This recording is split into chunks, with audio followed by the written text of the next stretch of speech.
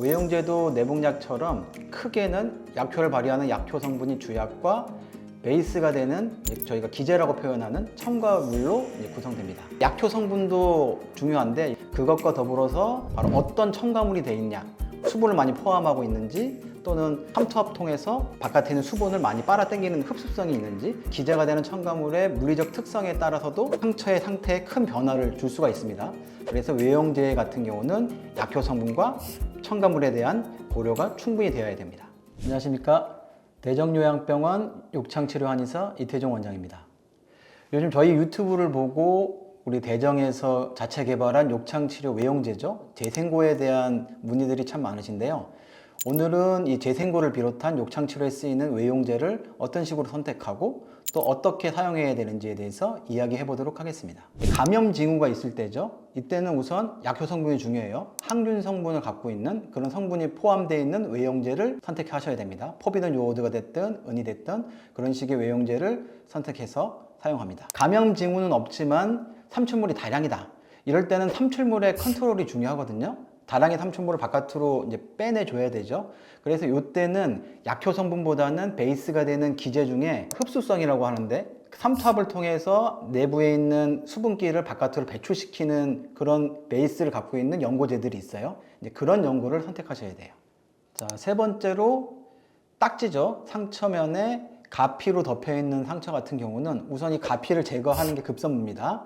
그래서 가피를 제거할 수 있는 자가분해 효소 성분이 있는 외용제라든지 아니면 기제 중에 보수성 기제가 있어요. 수분기를 많이 보유하고 있는 외용제를 써서 일종의 불리는 거죠. 자가분해법이라고 하는데 그런 식으로 해서 가피를 제거하는 방법도 있습니다. 그래서 효소를 품고 있는 외용제라든지 수분기가 많은 보수성 기제를 갖고 있는 외용제를 활용합니다. 그러면 감염 징후도 없고 뭐 삼출물도 적당하고 가피도 없다.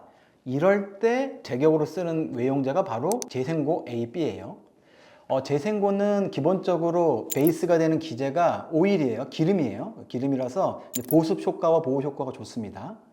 그렇기 때문에 삼출물이 많은 상처에는 잘 사용하지 않습니다. 적당한 삼출물 하에서 가피라든지 감염 징후가 없다면 제1순위로 선택할 수 있는 게 바로 재생고입니다. 아마 이전 재생고 관련된 영상을 보셨으면 아시겠지만 재생고 같은 경우는 유가조직의 증식, 그다음에 재상피화에 탁월한 효과가 있어요. 자, 이제는 실제 외용제를 적용하는 과정을 설명드리도록 하겠습니다.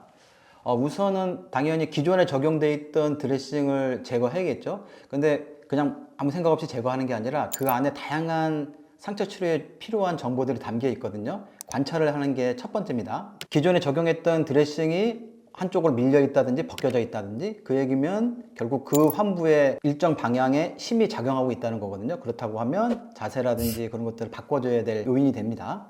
그리고 대소변에 오염되어 있다든지 또는 삼출물에 과도하게 젖어 있다든지 그런 식의 상태를 확인해서 뭐 드레싱의 종류나 외용제의 종류 같은 것들을 또 바꿔야 될 수도 있어요. 자, 두 번째는 당연히 이제 제거를 해야겠죠. 적용해 있던 드레싱을. 보통 의료용 테이프로 고정이 돼 있을 텐데 그냥 찍찍 이렇게 떼버리면은 상처나 주변 피부가 또 상할 수가 있어요. 그래서 아래 피부를 눌러가면서 그 다음에 의료용 테이프도 수직으로 그냥 툭 뜯어내는 게 아니라 최대한 수평으로 눌러가면서 수평으로 조심조심 제거하는 게 중요합니다. 기존 드레싱을 제거했으면 그 다음으로 상처를 닦아내야겠죠. 이제 상처 세척입니다. 보통 생리식염수로 세척하게 되는데 세척하는 방법은 간단해요. 안에서부터 바깥쪽으로 오염된 것들을 밀어내듯이 서너 차례 세척을 하게 됩니다. 외용제를 적용해야죠. 저희 같은 경우는 OPWT 이제 랩요법을 써갖고 멸균된 랩에다가 환부 사이즈에 맞춰서 적당량의 외용제인 재생고를 도포를 하고 그 다음에 환부에 맞춰서 붙여주는 작업을 시행하게 됩니다. 그리고 마지막으로 보통은 꺼즈로 이 외용제를 이제 드레싱하게 되는데 꺼즈 드레싱을 이제 고정하기 위해서 의료용 테이프로 이제 붙이죠. 보통 고정을 하죠. 근데 길게 테이프로 고정하게 되면 쉽게 밀리고 떨어질 수가 있어요. 그래서 짧고 따로따로 이런 식으로 적용하면은 더 꺼즈가 안정적으로 붙어 있을 수가 있어요. 이런 식으로 꺼즈 드레싱을 완료해 주시면 됩니다. 특히 가정에서 그 욕창 환자를 이제 케어하는 분들 같은 경우에는 항상 드레싱을 갈 때죠. 외용제를 다시 사용할 때 상처 환부에 대한 모니터링과 평가를 하셔야 돼요. 그래서 뭐 삼출물의 양이라든지 유가 조직의 상태라든지 냄새라든지 그런 것들을 면밀하게 살펴셔서 지난 영상에서도 언급드렸던 감염의 징후죠. 감염의 징후가 보인다면 바로 의료기관을 찾아가서 의료진의 적절한 진단과 처치를 받으셔야 되는 게 급선무입니다.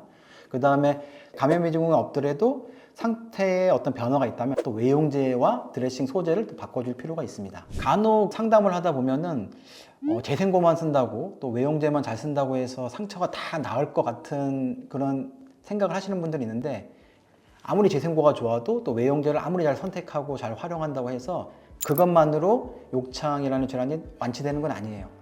전에 영상에서도 한번 소개했던 것처럼 욕창의 발생과 악화에는 다양한 외부적인 요인과 내부적인 요인이 복잡하게 관여하고 있기 때문에 자세 관리라든지 영양 상태라든지 특히 고령의 환자 같은 경우에는 앓고 있는 전신질환이나 먹고 있는 약물 뭐 이런 여러 가지 것들이 종합적으로 관리가 되고 적절히 유지가 돼야지 치료가 되는 겁니다. 외용제만 재생고만 쓴다고 해서 모든 상처가 낫는 건 아니에요. 이 영상을 보시고 혹시나 궁금하신 점이 있다면 댓글로 남겨주시면 또 성심껏 답변 드리도록 하겠습니다. 앞으로 더 좋은 영상으로 찾아뵙겠습니다. 지금까지 시청해 주셔서 감사합니다.